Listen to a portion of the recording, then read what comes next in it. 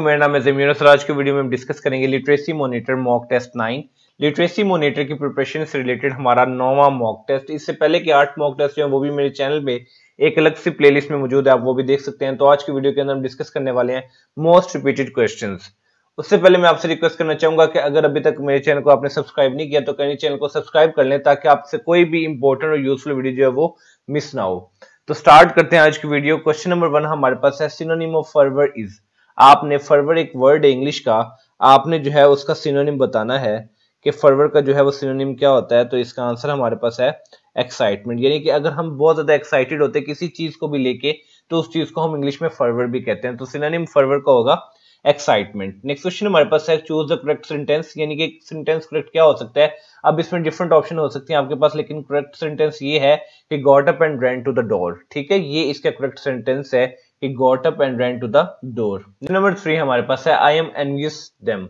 अब इसमें से आपने मोस्ट सुटेबल वर्ड को यूज करना है। तो देखते हैं कि इसका आंसर क्या हमारे पास। तो इसका आंसर हमारे पास है ऑफ। तो कंप्लीट सेंटेंस बन जाएगा हमारे पास I am envious of them. Next question हमारे पास है as me I will be happy to lend a hand. तो इस क्वेश्चन के अंदर आपने भी मोस्ट सुटेबल वर्ड को यूज करना है। तो इसका आंसर हमारे पास है ऑफ। तो इसके अंदर भी जो मोस्ट सुटेबल वर्ड है वो ऑफ है। As of me I will be happy to lend a hand. Next question हमारे पास है choose the correct spelling from the following.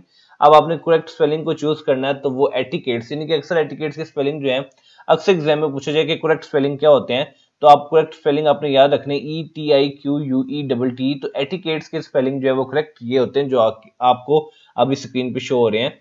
Next question हमारे पास है which word best explains barbarian. आपने बताना कि कौन सा वर्ड जो है वो बारबेरियन को बेस्ट एक्सप्लेन करता है। तो इसका आंसर हमारे पास है अनसिविलाइज। सो अनसिविलाइज जो है वो बारबेरियन को बेस्ट एक्सप्लेन करता है। नेक्स्ट क्वेश्चन हमारे पास है सिनोनिम ऑफ एमनेस्टी इज।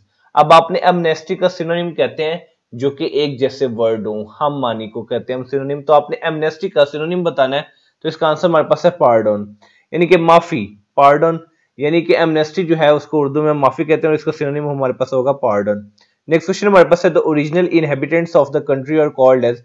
यानी कि अगर इस मुल्क के जो ओरिजिनल इनहेबिटेंट्स होते हैं, रहने वाले होते हैं, उनको क्या कहा जाता है। तो इसका आंसर हमारे पास है एब ओरिजिनीज। तो आपने याद रखना है कि the original inhabitants of the country are called as aborigines, यानी कि इंडिजिनस पीपल।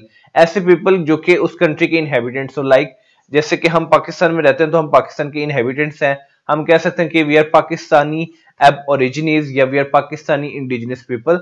तो जो ओरिजिनल इनहेबिटेंट्स होते हैं किसी भी कंट्री के उसको हम कहा जाता है एब ओरिजिनीज या इंडिजियस पीपल। नेक्स्ट क्वेश्चन हमारे पास है he came the room and jump the swimming pool. अब इसके अंदर भी आपने मोस्ट सुटेबल वर्ड जो है उसको यूज करना है। देखते हैं कि इसका आंसर क्या हमारे पास आउट ऑफ और इनटू, यानी कि कंप्लीट सेंटेंस अब हमारे पास ये बनेगा कि he came out of the room and jumped into the swimming pool. Next question हमारे पास है frightened similar is meaning to the word. यानी फ्राइटेंड का आपको पता लग भी मैंने उर्दू में क्या होगा कि डरा हुआ। अब आपने एक ऐसा वर्ड बताना है जो कि इसके सिमिलर जो है मतलब रखता हो। तो इसका आंसर हमारे पास है अफ्रेड। सो फ्राइटेंड का मतलब क्या होता है, किसी चीज से डरा हुआ, खौफजदा, और अफ्रेड का मतलब यही होता है कि खौफजदा।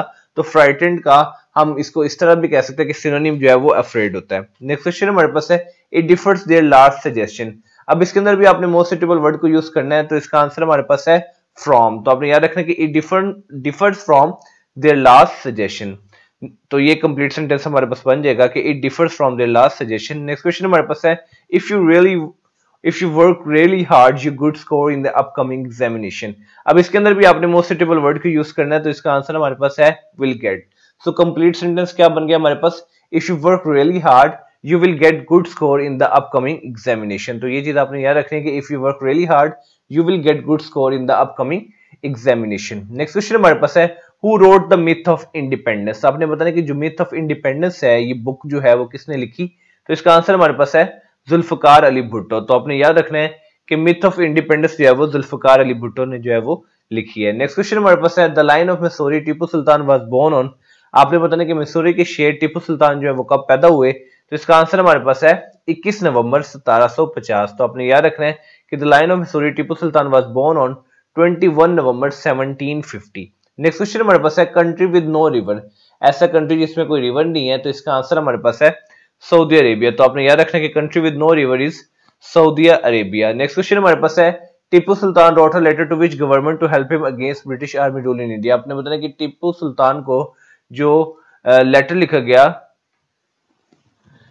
जो कि टीपू सुल्तान ने एक लेटर लिखा, किस गवर्नमेंट को लिखा था ताकि वो जो है उसकी हेल्प करें against the British army rule in India. तो इसका आंसर हमारे पास है फ्रांस, यानी कि टीपू सुल्तान ने फ्रांस गवर्नमेंट को ये खत लिखा था कि वो उसको हेल्प करें against the British army rule in India. Next question हमारे पास है the Islamic consultative assembly Pakistan is the parliament of which country. आपने बताना है कि इस्लामिक कंसल्टेटिव असेंबली पाकिस्तान ये जो कौन से मुल्क का जो पार्लियामेंट है। तो इसका आंसर हमारे पास है ईरान। तो आपने याद रखना है कि इस्लामिक कंसल्टेटिव असेंबली पाकिस्तान ये जो है वो ईरान का एक पार्लियामेंट है। नेक्स्ट क्वेश्चन हमारे पास है which day is known as the leap day और लीप ईयर डे। आपने बताना कि कौन से दिन को लीप डे और लीप ईयर डे किया जाता है। तो इसका आंसर हमारे पास है February 29। तो February 29 जो है वो आफ्टर 4 ईयर्स आता है। तो उस फरवरी के अब अभी देखें इस मंथ का जो फरवरी है उसके 28 डेज है। तो इसी तरह 4 ईयर्स के स्पैन से एक साल ऐसा होता है जिसमें फरवरी के 29 डेज होते हैं। तो ऐसे दिन को लीप डे और ऐसे साल को लीप ईयर डे कहा जाता है जिसमें February 29 होता है। नेक्स्ट क्वेश्चन हमारे पास 7 was the international Olympic committee establish. आपने बताया कि कब इंटरनेशनल ओलंपिक कमेटी जब एस्टैब्लिश हुई थी। तो इसका आंसर हमारे पास है 1894। तो आपने याद रखना कि 1894 के अंदर जो है वो इंटरनेशनल ओलंपिक कमेटी जो है वो एस्टैब्लिश हुई थी। नेक्स्ट क्वेश्चन हमारे पास है what is the currency of the Indonesia. आपने बताना कि इंडोनेशिया की करेंसी क्या है। तो इसका आंसर हमारे पास है रुपया। तो आपने याद रखना कि जो इंडोनेशिया की करेंसी है वो है रुपया। नेक्स्ट क्वेश्चन हमारे पास है where are the HQ of the NATO located. आपने बताना कि नॉर्थ अटलांटिक ट्रीटी ऑर्गेनाइजेशन यानी कि नेटो के हेडक्वार्टर जो है वो कहां पे हैं। तो इसका आंसर हमारे पास है ब्रसल्स। तो आपने याद रखना कि जो नेटो के हेडक्वार्टर है वो ब्रसल्स में है। नेक्स्ट क्वेश्चन हमारे पास है व्हेन वाज फीफा स्टार्टेड। आपने बताना कि फीफा जो है वो कब स्टार्ट हुआ था। तो इसका आंसर हमारे पास है 1904। तो आपने याद रखना कि फीफा वाज स्टार्टेड इन 1904 या 1904। नेक्स्ट क्वेश्चन हमारे पास है the largest populous Islamic country of the world. आपने बताया कि लार्जेस्ट पॉपुलस इस्लामी मुल्क जो है वो वर्ल्ड का वो कौन सा है। तो इसका आंसर हमारे पास है इंडोनेशिया। सो Indonesia is the largest populous Islamic country in the world. Next question हमारे पास है Pakistan is separated from the central Asia by. तो इसका आंसर हमारे पास है वखान कॉरिडोर, यानी कि सेंट्रल एशिया से पाकिस्तान जो सेपरेट होता है वो वखान कॉरिडोर के थ्रू होता है।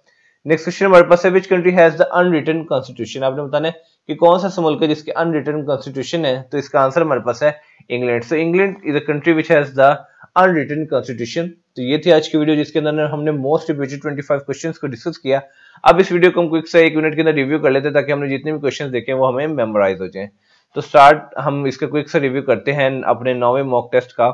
सो सिनोनिम ऑफ फरवरी इज, अब देखिए रिवीजन करवाने का मकसद ये है कि आपको क्वेश्चन जो है वो याद हो जाए। अब देखिए जैसे मैं एक क्वेश्चन पढ़ूंगा आपने अपने माइंड में इसका स्केच बनाना है कि मुझे इसका आंसर आता है कि नहीं। तो जब आप ऐसे करेंगे तो आपको 25 क्वेश्चन जो होंगे वो याद हो जाएंगे। So synonym of fever is excitement. Choose the correct sentence, जो कि पता है कि he got up and ran to the door. I am envious of them. As of me, I will be happy to lend a hand. अब ये spelling etiquettes के आपको नहीं भूलने चाहिए, ये किसके करेक्ट स्पेलिंग है। Which word best explains the barbarian, uncivilized? Synonym of amnesty is maafi, pardon. The original inhabitants of a country are called as aborigines or indigenous people. He came out of the room and jumped into the swimming pool. Frightened is similar in meaning to the word afraid. It differs from their last suggestion. If you work really hard, you will get good score in the upcoming examination. Who wrote the myth of independence? Zulfikar Ali Bhutto. The line of Missouri, Tipu Sultan was born on 21 November 1750. Country with no river is Saudi Arabia. Tipu Sultan wrote a letter to which government to help him against the British army rule in India? France. The Islamic Consultative Assembly Pakistan is the parliament of which country? Iran. Which day is known as the leap day or leap year day? Feb 29. A month, a day which contains the February 29, and a year which contains the February 29, which comes after 4 years, is called as leap year day. Next question हमारे पास है when was the International Olympic Committee established? 1894. What is the currency of Indonesia? Rupiah. Where HQ of the NATO located? Brussels. When was FIFA started? 1904. The largest populous Islamic country of the world is Indonesia. Pakistan is separated from the Central Asia by Wakhan corridor. Which country has the unwritten constitution? England. तो ये थी आज की video. उम्मीद करता हूँ ये video आपके लिए बहुत ही ज्यादा यूजफुल इन्फॉर्मेटिव रहेगी। तो मिलते हैं इंशाल्लाह अपनी नेक्स्ट वीडियो में, तब तक अपना बहुत ज्यादा ख्याल रखिए। वस्सलाम।